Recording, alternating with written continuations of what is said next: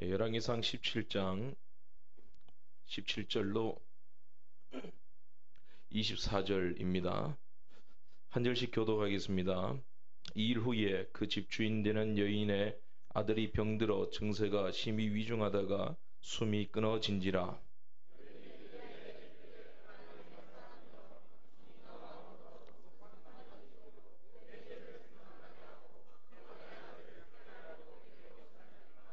엘리야가 그에게 그의 아들을 달라 하여 그를 그 여인의 품에서 받아 안고 자기가 거처하는 다락에 올라가서 자기 침상에 누이고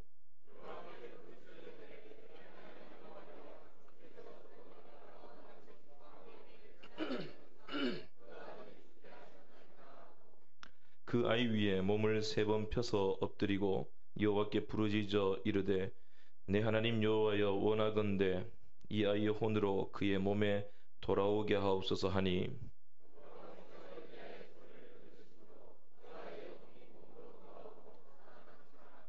엘리야가 그 아이를 안고 다락에서 방으로 내려가서 그의 어머니에게 주며 이르되 보라 내 아들이 살아났느니라.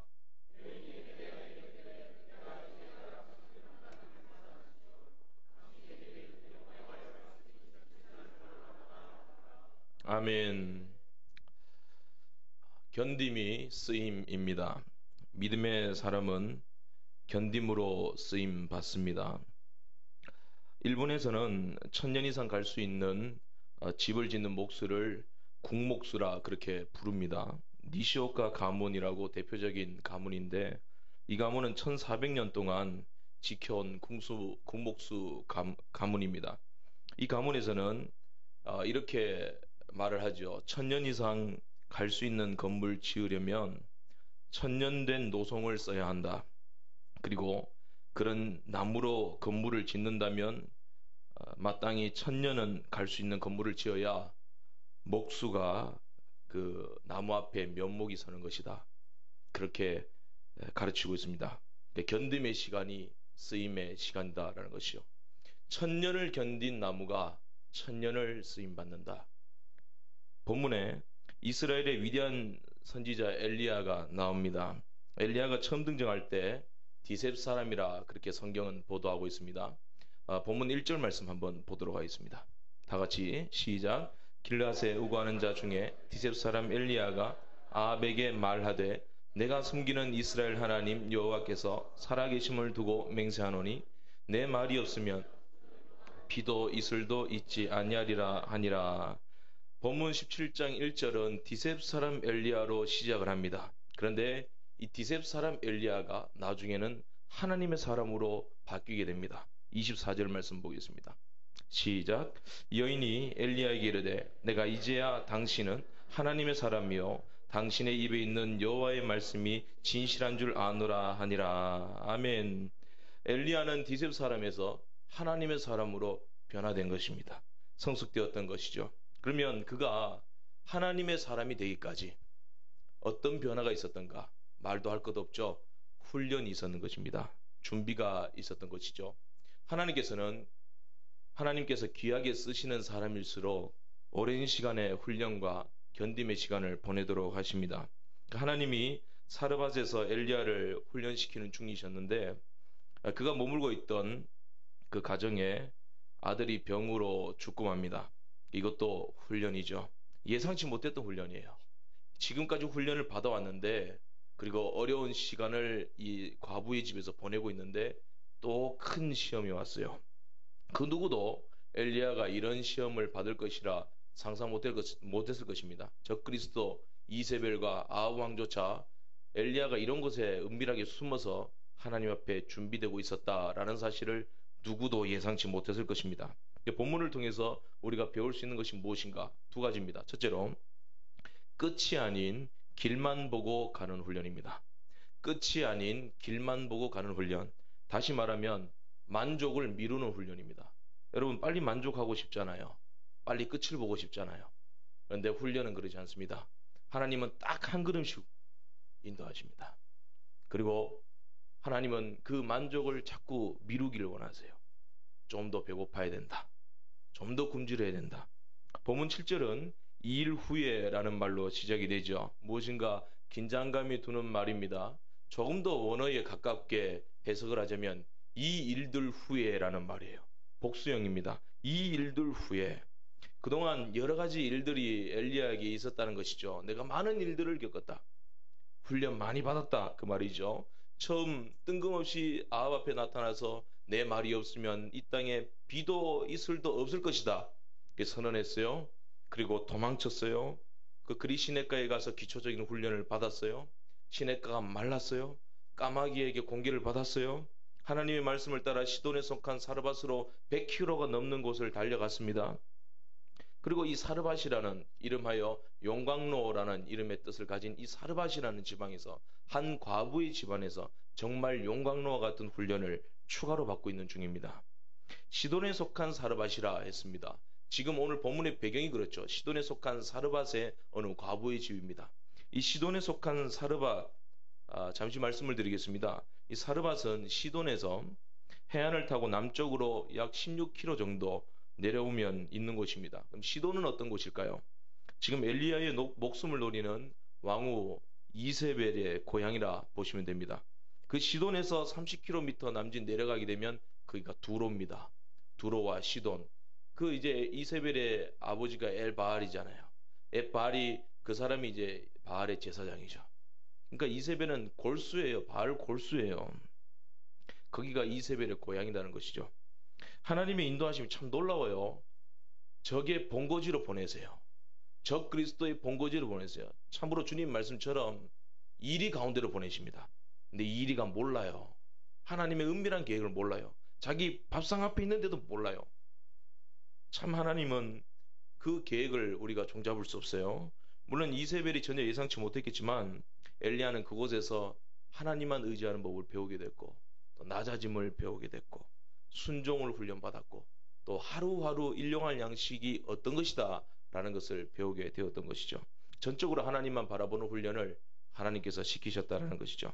또 그런 하나님이 쓰시는 사람은 여러 종류의 사람이 있을 것이다 라는 것을 깨달았을 것입니다.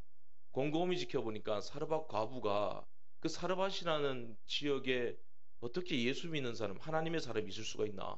그것도 웃긴 건데 이 사르밧 과부가 성질 더러운 줄 알았는데 순종을 잘해요.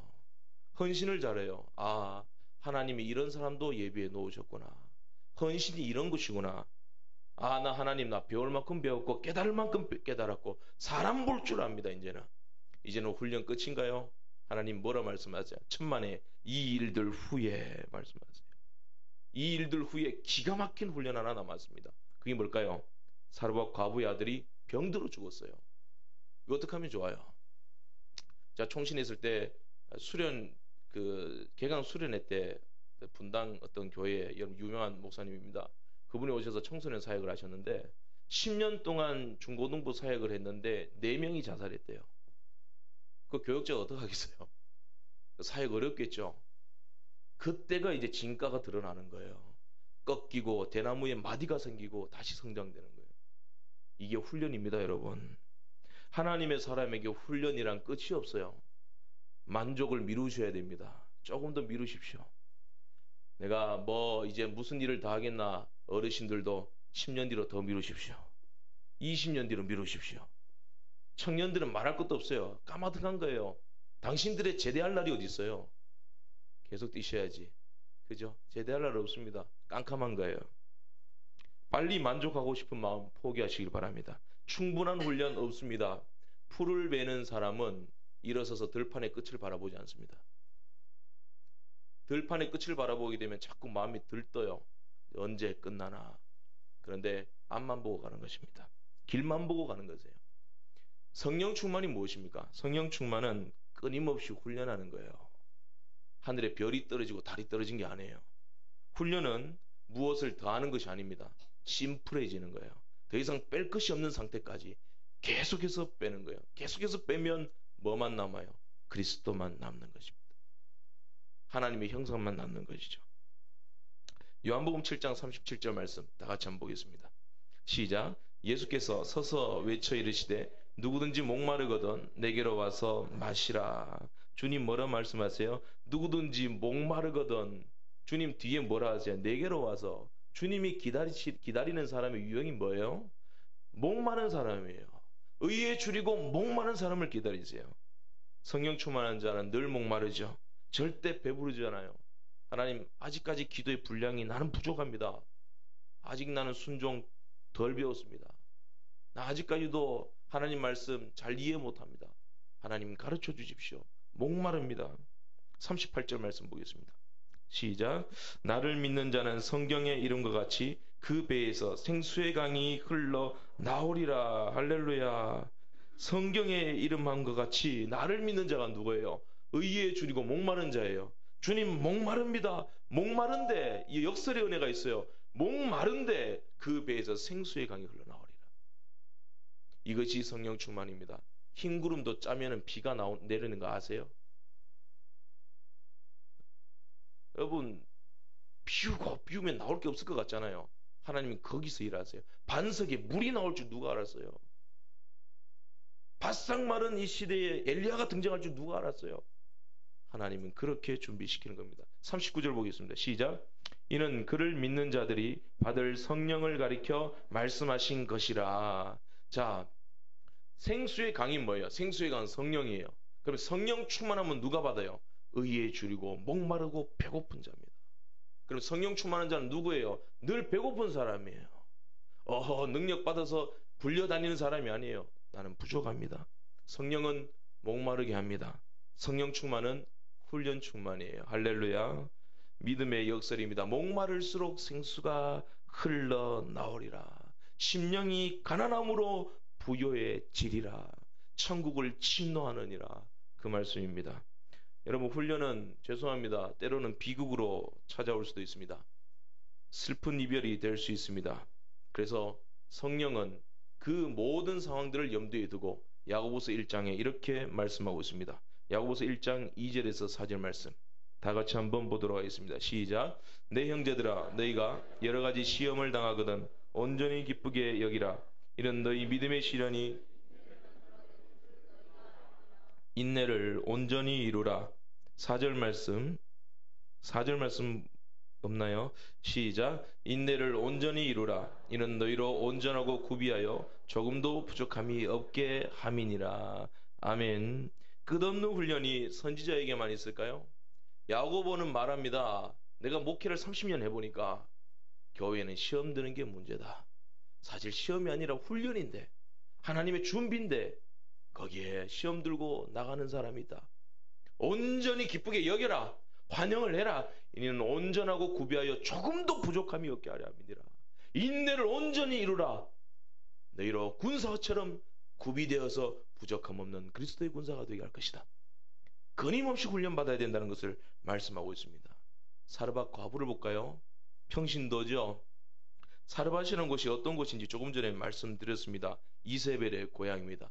바알의 본거지예요. 이 사르밧에 사는 과부가 하나님을 알았다. 이 대단한 거예요. 하나님은 이렇게 역사하시는 거예요. 하나님이 어디에서 구원받은 자를 숨겨 놓으시는지 우리는 몰라요. 욥이 그러한 사람이었어요. 아브라함이 그러한 사람이었어요. 사르밧에 있는 과부가 그러한 사람이었어요. 도저히 예수 믿을 수 없는 곳인데 예수를 믿고 있어요. 하나님에 대한 지식이 있어요. 구원은 이렇게 이루어지는 겁니다.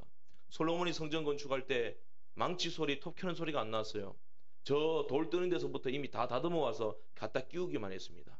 그러니까 소리가 안 나죠. 예수 믿는 거 소리 안 나요. 우리는 몰라요. 성령께서 은밀하게 역사하시는 거예요. 다 다듬어 놓고 주님의 몸된 교회에 갖다 붙이시는 거예요. 그런 사르밧 과부 같은 사람이 있는 거예요. 그래서 우리가 쉬지 않고 전도하고 하나님께 소망을 두고 말씀을 전해야 되는 것입니다. 가르쳐야 되는 것입니다. 주님도 말씀하셨죠. 누가복음 4장 25절 26절 말씀 다 같이 한번 보겠습니다. 시작. 엘리야 시대에 하늘이 3년 6개월간 닫히어 온 땅에 큰 흉년이 들었을 때에 이스라엘에 많은 과부가 있었으되 엘리야가 그중 한 사람에게도 보내심을 받지 않고 오직 시돈 땅에 있는 사렙다의 한 과부에게 뿐이었으며. 자, 이 말씀은 예수님께서 그 당시에 육체적 유대인의 혈통적 유대인들이 자기들은 하나님의 선민이라 주장하지만 주님이 보시기에는 구원받은 사람이 한 사람도 없어요. 그래서 예를 들어 설명하십니다. 엘리야 시대 때 너희들이 보았느냐? 오히려 시돈 땅에 하나님이 택한 한 과부가 있었다. 표면적 유대인이 유대인이 아니고 이면적 유대인이 유대인이다. 오늘 본문 12절 말씀 보겠습니다. 시작. 그가 이르되 당신 하나님 여호와께서 살아계심을 두고 맹세하노니. 자, 이 여인이 당신의 여호와, 하나님 여호와 이렇게 말하고 있습니다. 하나님 여호와, 하나님에 대한 지식이 있는 여자예요. 하나님을 알고 있는 사람이에요. 두로와 시도는 이세벨의 고향이자 바알 숭배의 본거지인데 어떻게 해서 이 여인이 이렇게 하나님에 대한 지식을 가지고 있었는가? 하나님을 하나님으로 고백할 수 있었는가? 자, 이 사르반 여인이 이 어려운 곳에서 하나님을 믿는다라는 자체는요, 대단한 시험입니다. 엄청난 훈련이에요. 만약에 지금 이세벨이 이 상황을 알기라도 했다면 이 여인은 목 날아갑니다, 지금. 더군다나 지금 엘리야와 같이 있다고 생각해 보세요. 죽는 일이에요, 그냥. 가루도 안 남아요. 그런데 이 여인은 그 험악하고 우상의 본거지에서 어렵게 하나님을 믿고 지금 이 순간에도 정말 아슬아슬하게 순종해 나가고 있습니다. 자기 믿음을 지켜나가고 있어요. 그녀에게 훈련이죠. 과부는 나름대로 고난이 많았습니다. 나름대로 훈련을 받았기 때문에 나 이 어려운 곳에서도 예수 믿고 훈련 받았기 때문에 어딜 가도 나 버티지 않겠는가? 이 가뭄쯤이야, 흉년쯤이야, 이 어려움쯤이야, 나 버틸 수 있어요. 그렇게 생각했을지도 모릅니다. 그런데 그 순간에 하나님의 종 엘리야가 나타나요. 엘리야가 나타나서 그것도 가뭄에 먹고 살기도 힘든데 하나님이 안 그래도 물질 가지고 지금 훈련하고 다루시고 계시는데 힘들어 죽겠는데 물 달라고 그러고 떡 달라고 그러고 같이 살자 그럽니다. 이거 어떻게 감당하겠어요? 그러나 그녀는 순종을 하죠. 받아들이죠. 그러면서 매일매일 하나님께서 통해 기름과 밀가루가 가루가 떨어지지 아니하는 기적을 체험하게 하셨습니다. 하루하루 하나님만 바라보면서 살게 하셨어요. 그렇게 훈련받던 도중에 여러 날을 지냈습니다. 그러던 중에 뜻하지 않은 비극이 찾아왔어요. 아들이 죽습니다. 근데 여러분, 아들이 어떻게 죽어요? 사인이 뭐예요? 굶어 죽었어요? 가뭄이라서 굶어 죽으면 이해가 가요. 그런데 병들어 죽었어요. 이게 무슨 일이에요? 가뭄도 내렸고 병도 내렸어요. 재앙이에요. 가뭄이 들어서 우리 모자는 굶어서 죽는다 했을 때 그때 하나님 안 죽이셨어요. 엘리야 보내가지고 살려주셨어요. 배부르게 하셨어요. 근데 지금 하나님의 선지자가 그 집에 함께 살고 있어요. 그런데도 아들이 죽었어요. 굶어서 죽은 게 아니라 병들어 죽었어요. 이런 비극이 어디 있습니까?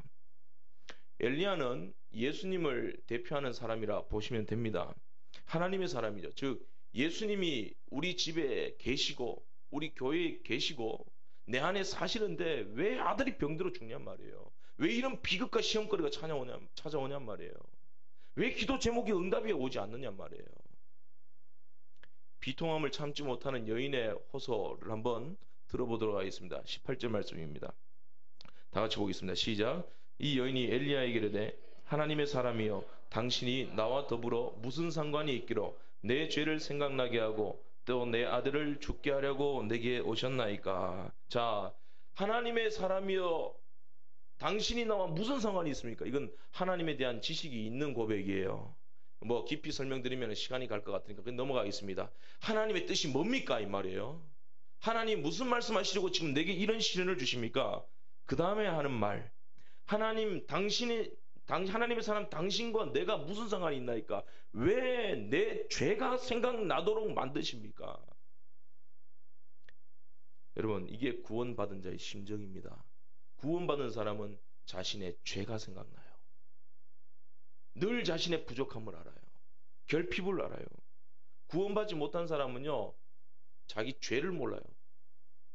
장사 되게 못하는 사람은 자기 집이 맛없는 줄 몰라요. 제가 아는 어떤 집은 왜 라면이 퍼지면서 나오는데 민원이 들어갔을 텐데 왜 자꾸 라면이 퍼져서 나오는지 모르겠어요. 예수 그리스도와 함께 사는 사람의 내면에는 거룩한 갈등이 일어나요. 날마다 전쟁입니다, 여러분. 여러분 지금 오늘도 거룩한 전쟁을 하고 계시는 거예요. 하나님 말씀의 검으로 휘두르고 계십니까? 믿음의 큰 방패로 악마의 화전을 소멸하고 계십니까? 구원의 투구 쓰고 안전하게 대처하고 계십니까? 사도 바울 같은 사람은 이 치열한 전쟁터에 늘 살던 사람이에요. 그래서 나는 날마다 죽노라. 그리고 나는 죄인 중에 괴수다. 그렇게 말하고 있습니다. 늘 이런 활동이 계속 일어나는 거예요. 구원받은 사람에게. 믿음 좋은 사람은요, 회개를 많이 해요. 그러니까 나는 죄인 중에 괴수입니다. 그러니까 교만할 일이 없죠. 드러낼 게 없죠. 가르치려 하지 않죠. 아는 척 안 하죠. 내가 부족합니다. 물론 이 사르밧 여인도 엘리야를 만나기 전까지는 자신이 그렇게 심각한 죄인이라 여기지는 않았던 것 같아요. 내가 이 어려운 환경 속에서 예수 믿고 있는데 이 믿음 지키는 것만 해도 대단한 것 아니냐. 주님도 내 형편사정 아신다. 아닙니다. 하나님은요, 있는 자에게 더 주세요. 달란트 더 받는 게 복이에요? 복이죠. 근데 뭐예요? 일복이에요. 일복 많아봐야 뭐예요? 골병 만들지. 근데 주님은 일을 더 맡기세요. 이게 뭐예요, 이게? 네 보물을 하늘에 쌓아두라. 이 감당할 힘이 없는데 주님이 일을 더 맡기세요. 하나님은 이 여인 사랑하신다는 증거입니다. 말씀을 맡은 선지자가 그 집안에 살게 하셨는 거예요. 자기가 죄인 줄 깨달았다라는 것은요, 복음 앞에 섰는 것 같아요. 그리스도를 만나보니까, 하나님의 종 엘리야를 만나보니까, 그의 생활을 곰곰이 지켜보니까, 아, 내가 죄인이었구나. 그나마 의로운 줄 알았는데 내 생활에 모순이 많았다. 결핍이 많았다. 하나님 옆에 의인 아무도 없다. 내가 회개해 본 지 오래됐다. 그런 생각이 드는 것입니다. 엘리야의 생활을 묵묵히 지켜봤던 과부의 느낌이 그것이에요. 아하. 그 다음 날도 아하. 아, 이것 봐라. 아하. 말은 못하지만 자기 지금 두려워서 떨리는 거예요. 그래서 주의 종 옆에 가까이 가지를 못하는 거예요. 제가 그랬어요, 예전에. 다 아시는 것 같아가지고. 목사님 지나가면 옆에 못 가고. 목사님들 지나가면 막 죄가 드러난 것 같고. 선배 목사님 만날 때 기도 빡시게 하고 하나님 죄가 안 보이게 해주세요. 아, 하나님은 저런 사람이 되기를 원하시는구나. 하나님의 사람은 저런 사람이구나. 근데 나는 이게 뭐냐? 나는 멀어도 한참 멀었다. 아직 내가 회개할 게 많이 남았다. 늘 이런 생각을 하던 찰나에 자식이 죽어요. 그것도 굶어 죽었어요? 굶어 죽었으면 이해가 가죠. 그런데 병들어 죽었어요. 이거는 재난이에요. 재앙이에요. 아하, 나는 죄인입니다. 죄인입니다. 내가 하나님 앞에 죽을 죄를 지었습니다. 느끼고 있는데 아들이 죽어요. 가뭄이 찾아온 것도 내게는 싸다. 나는 죄인이다. 그런데 아들이 죽어요. 병으로. 아하, 자기는 뭔지는 몰라도 본능적으로 로마서 6장 말씀처럼 죄의 삭은 사망이다. 그 사망이 내게로 엄습했구나 깨달았는 것이죠. 못 견디는 거예요, 지금. 그 비통함과 공포와 두려움 때문에 주의 종 엘리야에게 호소를 합니다. 왜? 내 죄를 생각나게 만드십니까? 이 말은 주여 나는 죄인입니다. 어떻게 하면 좋습니까? 그 말이에요. 한편 엘리야는 죽은 과부의 아들을 자기 품에 안고 하나님 앞에 부르짖죠. 과부만 운 것이 아닙니다. 엘리야도 울었어요. 20절 말씀 다 같이 보겠습니다. 시작. 내 하나님 여호와여 주께서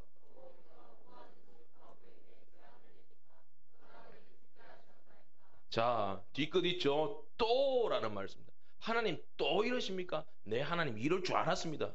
저도 많이 그랬거든요. 하나님 또 안 들어줄 줄 알았습니다.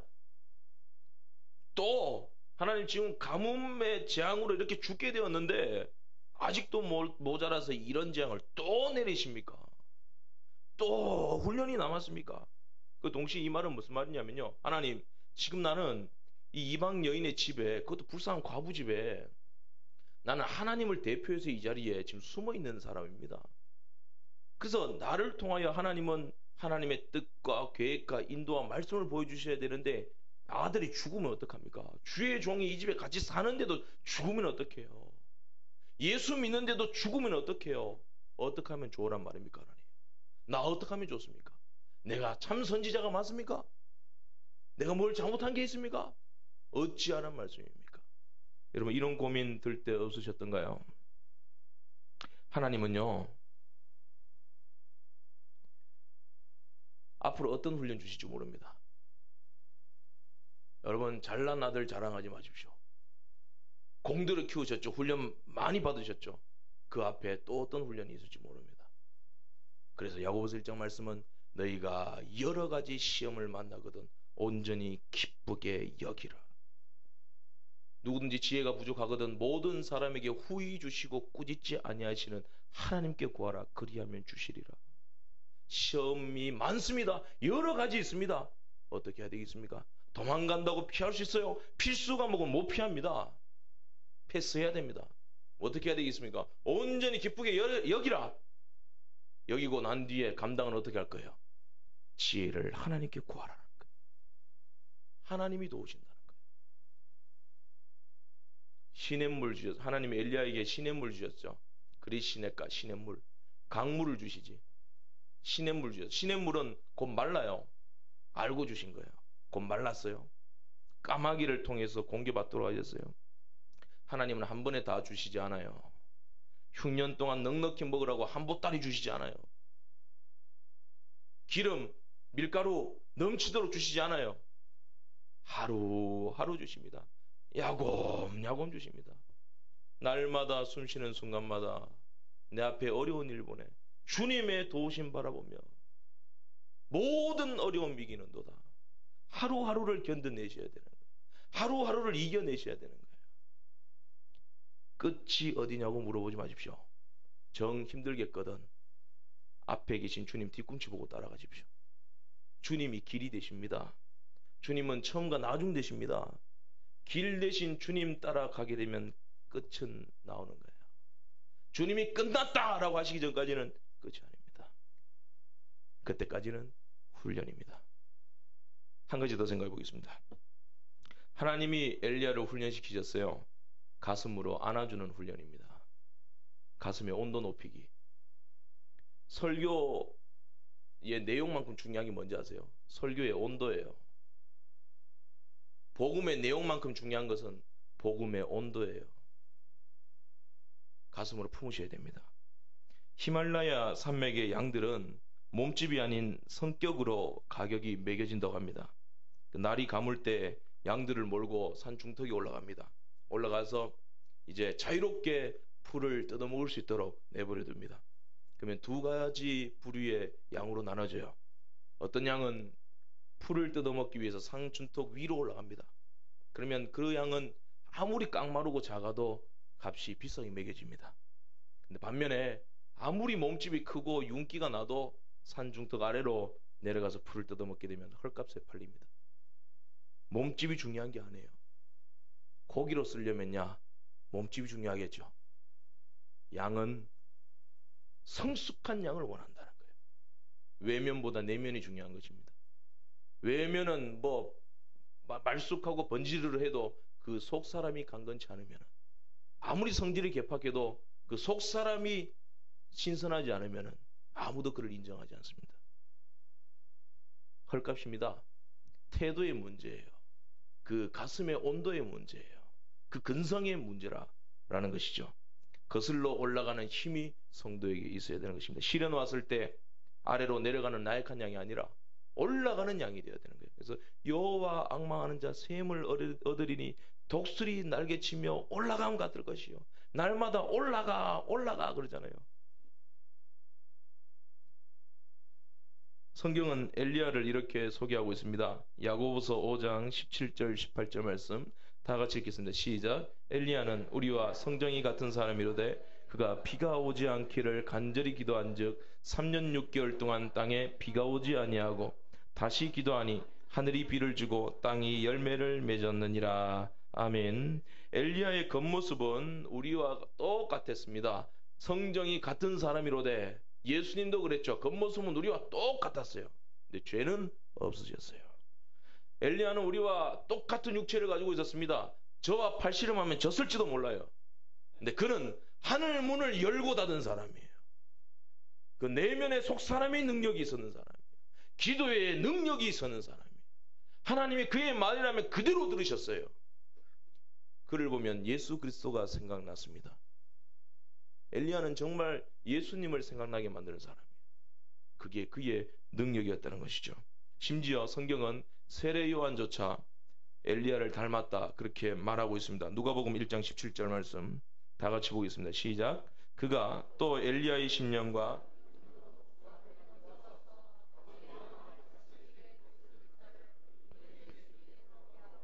주를 위하여 세운 백성을 준비하리라. 엘리야의 심령과 능력이 나옵니다. 자, 엘리야의 심령과 능력이요. 능력은 알겠어요. 하늘문을 열고 닫았으니까 기도의 능력이 있었죠. 기적이 나타났죠. 그런데 이 능력이 어디에서 기인한 것입니까? 능력의 근간이 어디 있었어요? 꽃을 보면 뿌리를 봐야 돼요. 꽃 자체가 뿌리인 거예요. 뿌리 없이 꽃이 나올 수 없어요. 엘리야의 능력은 꽃입니다. 그 뿌리는 어디 있습니까? 엘리야의 심령입니다. 엘리야의 심정이에요. 속사람이에요. 다시 말해서 그의 가슴에 있었다는 겁니다. 가슴의 온도에서 나온 힘이라는 거예요. 왜 기도를 간절히 해야 돼요? 왜 하나님을 간절히 사모해야 돼요? 왜 침노해야 돼요? 가슴이 뜨거워야 됩니다. 엘리야가 처음 역사 무대에 등장할 때 성경은 이렇게 말하고 있죠. 본문 1절 말씀에 내가 섬기는 이스라엘 하나님 여호와께서 살아계심을 두고 맹세하노니 내 말이 없으면 수년 동안 비도 이슬도 있지 아니하리라. 자, 이 메시지 내 말이 없으면 하나님 말이 아니에요. 내 말이 없으면 우로가 없으리라. 비도 이슬이 없다. 이 말씀을 하나님께서 그 입에다가 이 메시지를 그대로 넣어주고 너 가라. 그대로 전해라. 그렇게 했을까요? 아니에요. 하나님이 시키신 게 아니에요. 물론 성령으로 감동하셨죠. 근데 하나님이 나타나셔가지고 이 말씀 그대로 토시 하나 안 틀리고 넣어주신 게 아니다 이 말이에요. 엘리야 자기 스스로 간 거예요. 왜? 하나님 마음을 알기 때문에. 시대가 보이기 때문에. 왜냐하면 엘리야는 평소 하나님과 긴밀한 교통이 있는 사람이었어요. 그래서 하나님께서 이 시대를 어떻게 보시는가, 이 세대를 어떻게 다루고 계시는가, 앞으로 이 나라를 어떻게 인도해 나가실 것인가, 복을 주실 것인가, 징계하실 것인가, 언제 회복시키실 것인가, 그게 선지자 눈에 보였다는 거예요. 여러분, 설교는 그런 거예요. 설교는 하나님이 원고를 적어주시지 않아요. 음성 들려주시지 않아요. 목회자로 통하여서 말씀을 연구하게 만들고 묵상하게 만들고 그러면서 깨닫도록 만드시는 거예요. 그거 보고 교회의 상황에 맞게, 성도의 상황에 맞게, 시대의 상황에 맞게 말씀을 전하는 거예요. 그게 곧 하나님 말씀인 거예요. 하나님 그렇게 인도하시는 겁니다. 엘리야가 지금 하나님이 보내신 것이 아니라 자기가 나가서 설교했는 거예요. 하나님은 나가서 설교하기를 원하셨어요. 그리고 엘리야가 나가서 설교할 줄 알았어요. 말씀 안 해도 얘는 알아서 잘한다는 것을 알았어요. 엘리야가 나가서 내 말이 없으면 비와 이슬이 없으리라. 그럼 저주했는 것이냐? 그렇지 않아요. 비와 이슬이 없을 것이다. 이 말은 성경 말씀 속에서 찾았는 거예요. 좀 이따가 말씀드리겠습니다. 자, 엘리야는 평소에 예수님 말씀처럼 골방에 들어가서 하나님과 거룩한 교통이 있었던 사람이야. 은밀한 중에 보시는 내 아버지께서 갚으시리라. 그러니까 세상이 모르는 거예요. 그래서 디셉 사람 엘리야가 아벡에 나타나서 더 이상 그를 형용하는 그의 스펙이 없어요. 디셉 사람 시골 저 구석에 있는 디셉이라는 시골의 한 출신의 듣도 보도 못한 한 사람이 나타나서 설교하고 있는 거예요. 사람들은 당황합니다. 근데 하나님은 내가 다 준비하였지. 엘리야 나는 다 준비하고 있었지.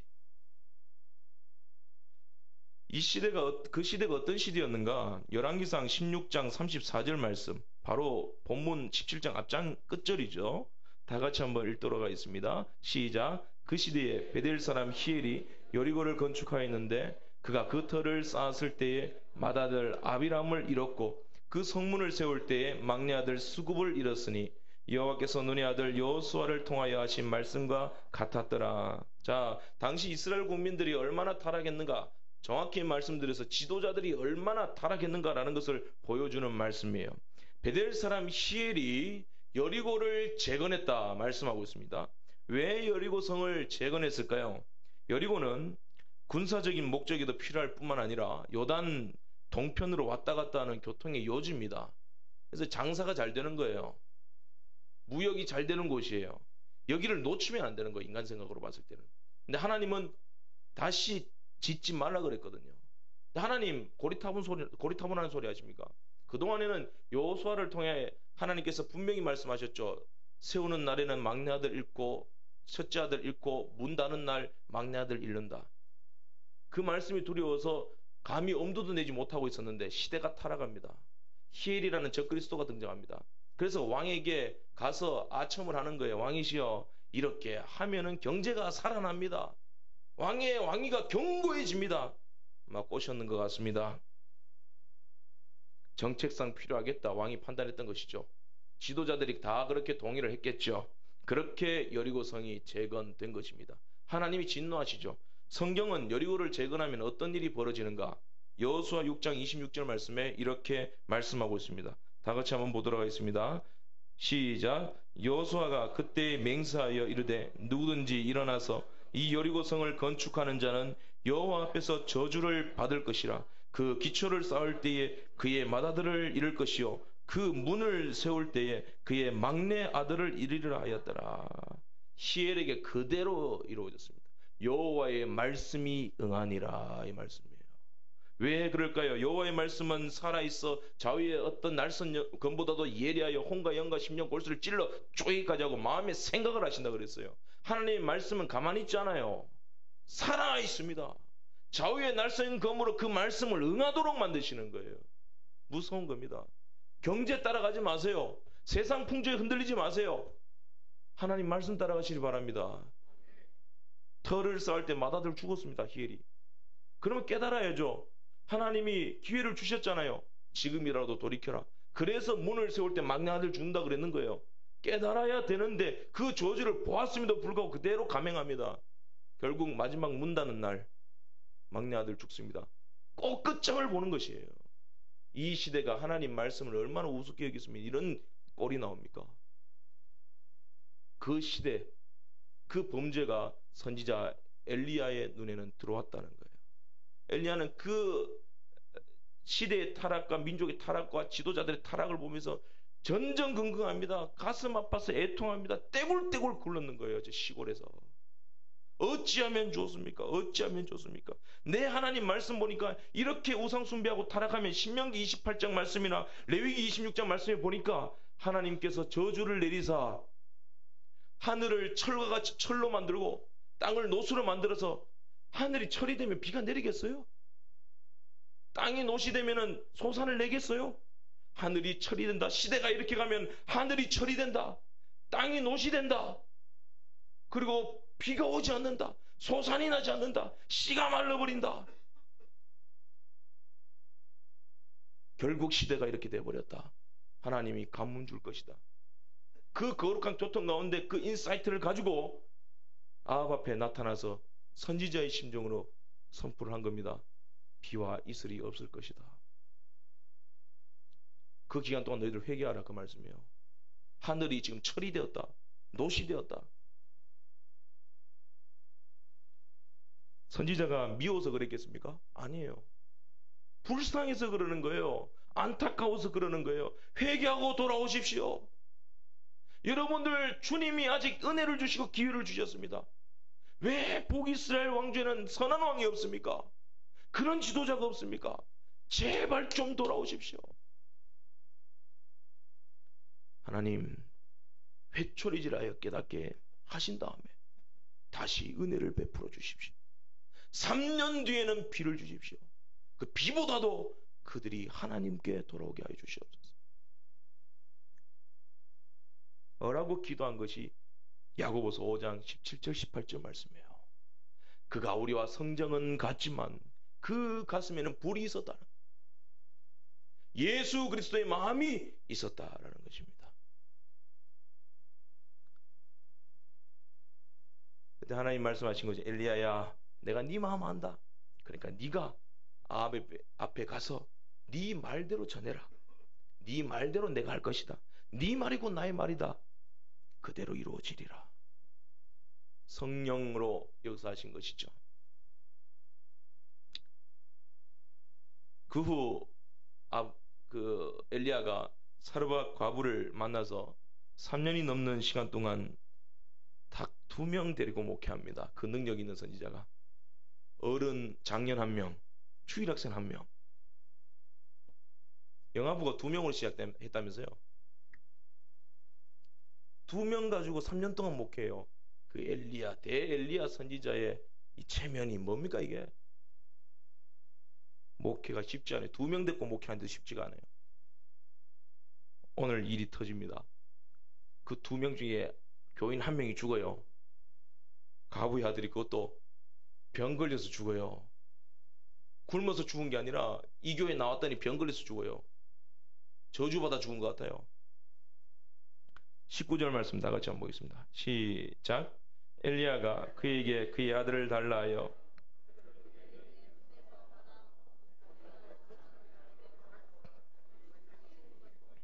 자, 아들이 죽은 것을 보고 공포에 떨고 있는 여인을 대하는 엘리야의 모습이 나오죠. 엘리야가 뭐라고 말합니까? 우리를 저주하려고 오셨습니까? 내가 죄 많은 거 압니다. 재앙을 내리시러 오셨습니까? 어떻게 하면 좋아요? 그랬더니 엘리야가 그 아들을 내게 주십시오.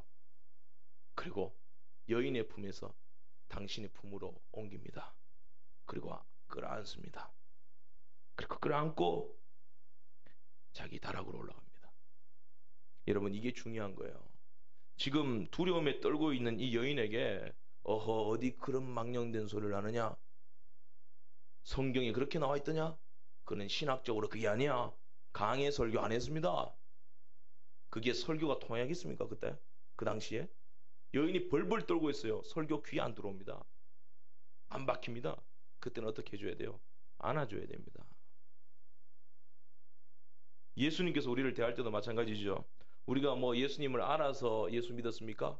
신학이 이해가 되었습니까? 말씀이 이해가 되고 믿어졌습니까? 아니에요. 우리가 아직 죄인 되었을 때에 그리스도께서 우리 위해 죽으심으로 하나님께서 우리를 향한 그의 사랑을 확증하신 거예요. 그것 때문에 우리가 산 거예요. 우리는 이미 시체였습니다. 시체가 어떻게 알아들어요? 신학적으로 어떻고 강해적으로 또 교리가 어떻고 그 다음 문제는 살려놓고 봐야죠. 살려놓고 봐야죠. 물에 빠진 베드로 건져놓고 보시잖아요. 시리에 빠진 베드로 떡 구워주고 네가 나를 사랑하느냐 따뜻한 말로 안아주시잖아요. 그 다음에 나인성 과부 아들 거기다가 뭐 신학적으로 가르쳐줘서 아니에요. 살려주시고 보는 거예요. 이게 뭐냐면 죄와 허물로 죽었던 우리를 십자가와 부활의 능력으로 우리를 구원하신 것 같습니다.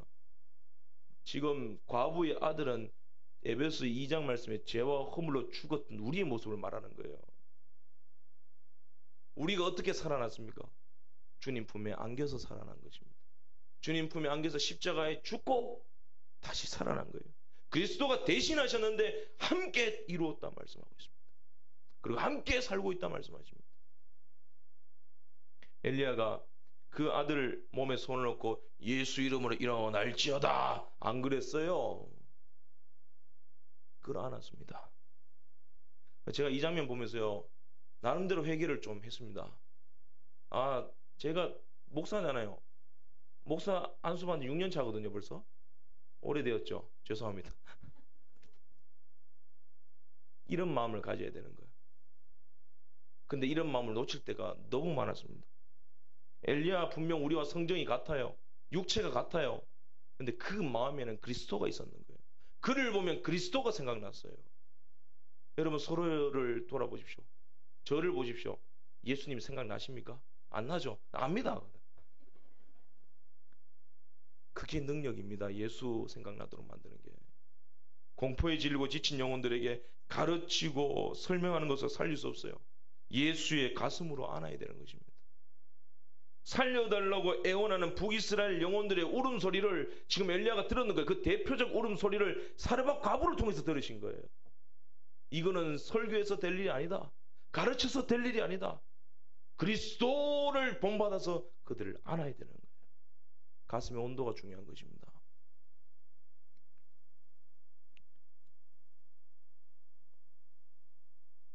누가복음 15장에 보면 목숨 걸고 한 마리의 양을 찾아 나서는 목자가 나오죠.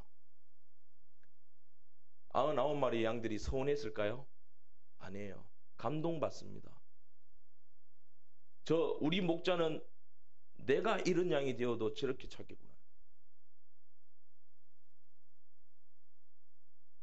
여러분 지체들 돌아보시고 목장들 둘러보십시오. 지금 잃어버린 양이 중요한 것이 아니라 있는 양이 더 중요해요. 잃어버린 양을 찾음으로 있는 양이 감동받습니다. 따뜻함을 느껴요. 그래서 목장들 둘러보셔야 되는 겁니다. 부끄럽습니다, 저도.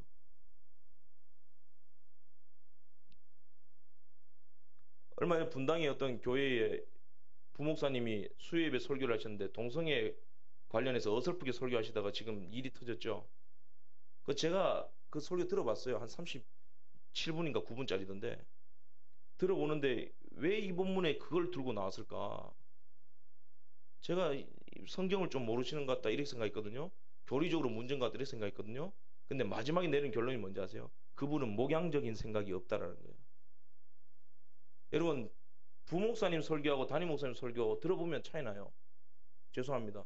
부목사님들 설교는요 똑똑합니다. 교리적으로 잘 쪼개요.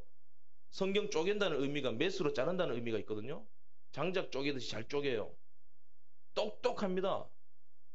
근데 담임 목사님들 설교는 어떤지 아세요? 목회적입니다. 끌어안는 설교를 하신다고. 들어보면 그래요.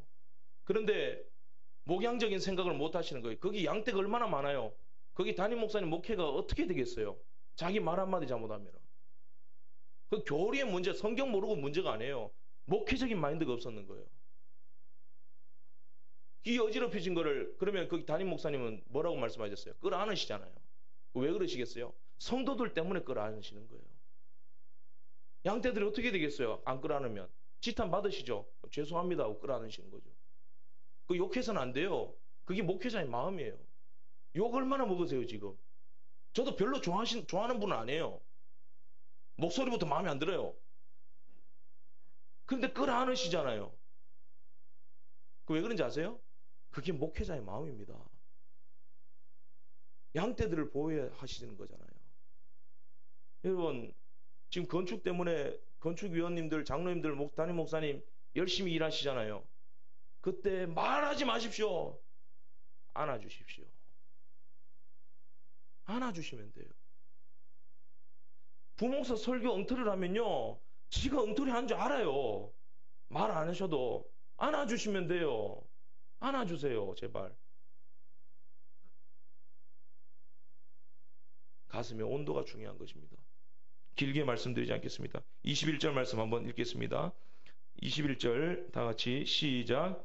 그 아이 위에 몸을 3번 펴서 엎드리고 여호와께 부르짖어 이르되 내 하나님 여호와여 원하건대 이 아이의 혼으로 그의 몸에 돌아오게 하옵소서. 거룩한 루틴이죠. 3번 엎드립니다. 별 의미가 있는 게 아니에요. 엘리야의 선지자적인 행동입니다. 갈멜산 꼭대기에서 두 무릎 사이에 머리를 박고 기도하는 것도 선지자적인 마인드예요. 그런 애통하는 가슴의 온도로 부르짖었다는 겁니다. 그것도 이건 시신이에요. 부정한 거예요. 시체는 부정해요.